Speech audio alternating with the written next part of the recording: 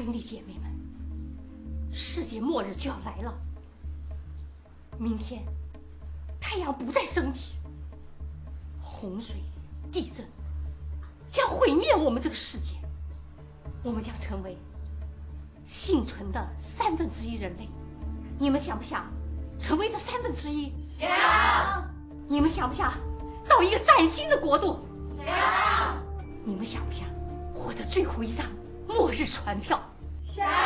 Untuk melakukan pelayanannya di daratan Tiongkok, dia mengungkapkan jutaan firman dan mengerjakan penghakimannya yang dimulai dari rumah Tuhan, mengguncangkan setiap denominasi dan golongan. Dengan terus meluasnya jangkauan Injil Kerajaan, makin banyak orang menerima dan menyebarkan firman Tuhan yang Maha Kuasa. Gereja Tuhan yang Maha Kuasa, Quanen Shen Jiahui, atau dikenal sebagai Kilat dari Timur, Dongfang Shandian, adalah sebuah aliran berbasis kekristenan di Cina yang dibentuk secara sembunyi oleh Zhao Weishan pada tahun 1991 di provinsi Heilongjiang dengan lambang salib, bulan sabit, dan bintang. Lambang ini selalu muncul di jejaring media sosial dan web Gereja Tuhan Yang Maha Kuasa. Pada tahun 1995, pemerintah Republik Rakyat Cina mengidentifikasi bahwa Gereja Tuhan Yang Maha Kuasa adalah sebuah sekte sesat, salah satu dari 14 aliran sesat yang berkembang di Tiongkok. Dan sekte aliran kepercayaan ini dianggap sangat berbahaya karena secara terbuka bersikap anti terhadap pemerintah, menyebut Partai Komunis Cina sebagai naga merah besar.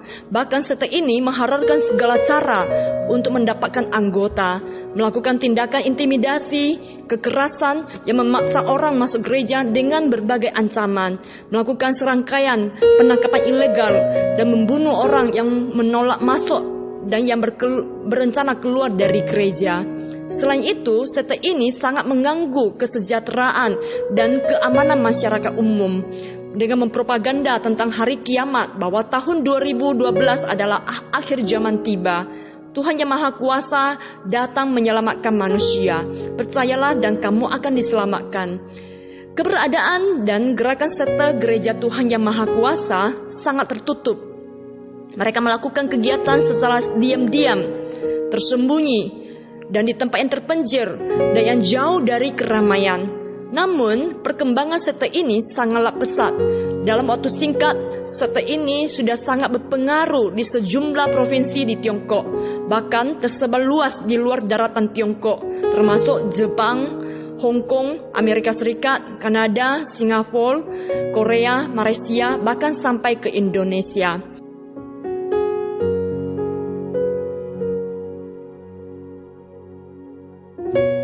Sebab itu, alangkah pentingnya bagi kita untuk menelusuri lebih jauh asal muasal berdirinya Gereja Tuhan Yang Maha Kuasa beserta ajarannya. Gereja Tuhan Yang Maha Kuasa didirikan oleh Zhao Weishan pada tahun 1991. Dia adalah salah satu orang penting dari sekte The Shouters yang beraliran sesat, yang merupakan sasaran utama penangkapan pemerintah sebagai kontra-revolusioner dan kelompok pelaku kriminal setelah terjadinya insiden tahun 1982 di Provinsi Zhejiang. Untuk menghindari penangkapan polisi, Zhao Weishan melarikan diri ke Provinsi Henan.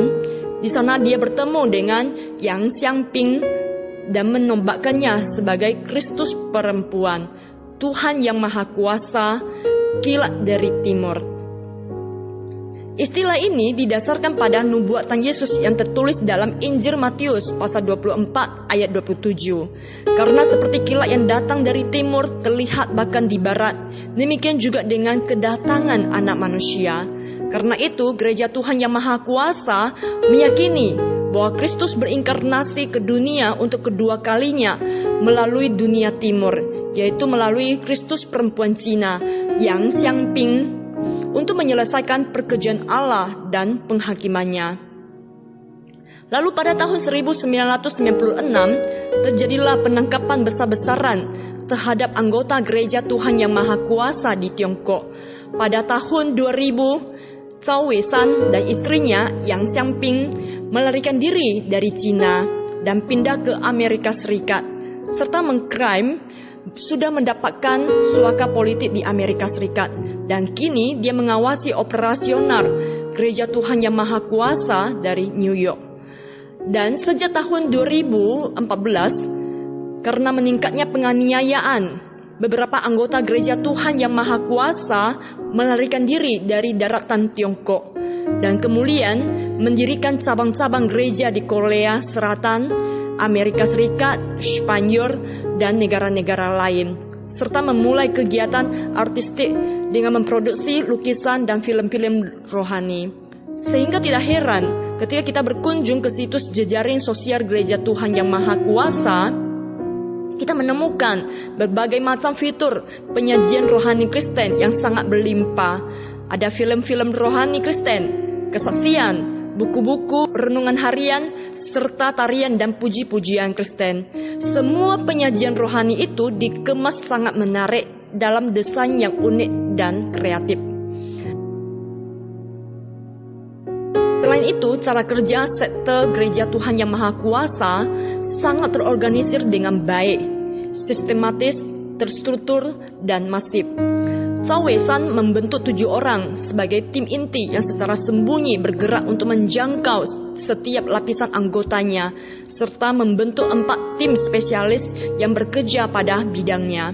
Adanya tim multimedia, tim literatur, tim pujian, tim pendanaan. Dan keempat tim ini lebih memanfaatkan platform digital seperti media sosial dan internet dalam menyebarkan ajarannya, mengembangkan pelayanan Gereja Tuhan Yang Maha Kuasa, serta mempertanggungjawabkan setiap pekerjaan dan dana yang didapatkan kepada Cao Weisan yang notabene-nya sebagai imam besar. Gereja Tuhan Yang Maha Kuasa adalah bidat Kristen. Pendiri Gereja Tuhan Yang Maha Kuasa. Berdasarkan berita yang kita dapat, Cao Weisan bukanlah seorang pribadi yang hebat.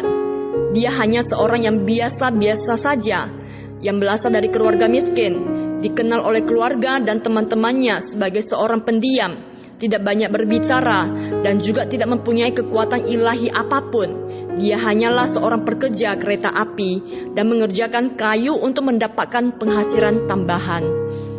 就是普通个人，那时候就是个工人呗，就跟自家过日子。他就是老老实，反正来就干活，干完活就回家。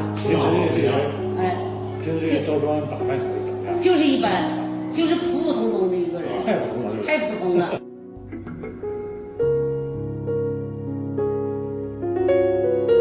除了这个后勤，那个找工作也找不着，家里没人，都铁路的。再说那年吧，那招工也比较少，怎么的？后来寻思这么大了，你看咱俩费这么多，要学怎么学吧？他来搁这做的都是